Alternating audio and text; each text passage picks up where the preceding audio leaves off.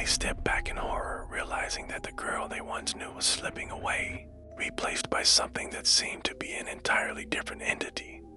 Clara's parents exchanged glances filled with concern and confusion, unsure of how to approach the situation that had spiraled so far beyond their control. "Clara, honey, what happened?" her mother asked gently, trying to reach the daughter they still believed was somewhere within. Clara merely smiled, a wide grin that felt unsettling rather than comforting. "I've made a new friend," she said, her tone sing-song and eerily cheerful. "She likes it here. She wants to stay." The implications of her words settled heavily in the room, and her parents felt an icy grip of fear clutch at their hearts. Determined to get help, they called in a local psychologist who specialized in trauma and behavioral issues. The doctor arrived, equipped with a calm demeanor and an array of questions. Clara, however, was uncooperative. She played with her hair, twirling it absently as the doctor tried to engage her, responding only with vague answers or bursts of laughter that seemed to echo off the walls. "Clara, can you tell me about your friend?" the doctor prompted, hoping to create a connection. Clara's expression shifted, her gaze becoming distant as if she were looking at something beyond the room. "She doesn't like it when you talk to me," Clara replied, her voice dropping to a whisper. "She says you can't help me." The doctor's brow furrowed, sensing the gravity of the situation. Throughout the session, it became clear to her parents that Clara was not merely acting out. She was caught in a web of confusion and fear that was becoming increasingly difficult to unravel. The psychologist suggested an intensive therapy program that focused on trauma and possible dissociative states, hoping to address the underlying issues that had led to Clara's current state. As the weeks progressed, Clara underwent various forms of therapy, but her condition continued to fluctuate.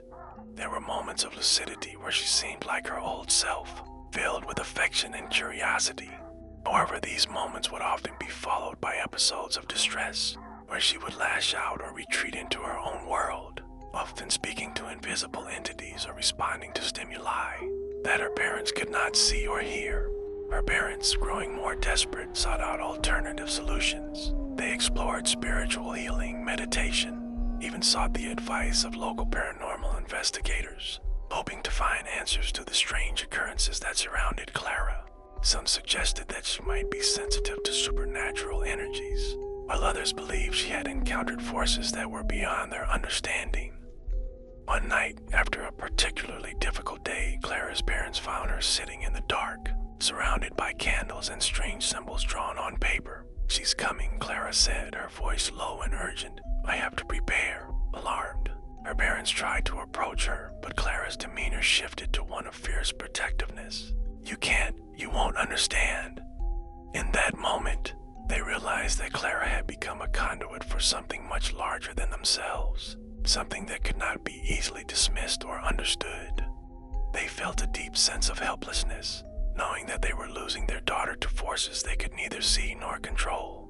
Determined to reclaim their daughter, they continued to seek help, involving professionals who specialize in both psychological trauma and spiritual guidance. They attended support groups where they connected with other families facing similar challenges, sharing their experiences and learning from one another.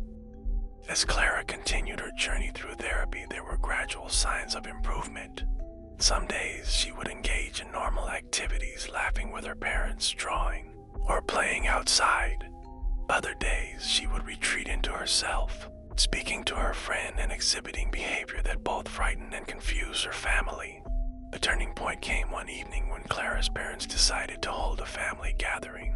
They invited close friends and relatives, hoping that the presence of loved ones would help Clara feel more grounded. As the evening progressed, Clara began to smile and interact with her guests, her laughter ringing through the house like music. For a brief moment, it seemed as though the darkness that had enveloped her was lifting. But as the night wore on, Clara suddenly grew quiet. She excused herself from the room and retreated to her bedroom, her absence quickly noticed.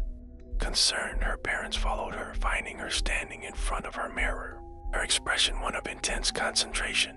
"Clara," her mother called softly, but Clara did not respond. Instead, she began to speak softly, her voice layered with an otherworldly quality. Her parents watched helplessly, unsure of what to do. In that moment, they realized that Clara's struggle was far from over.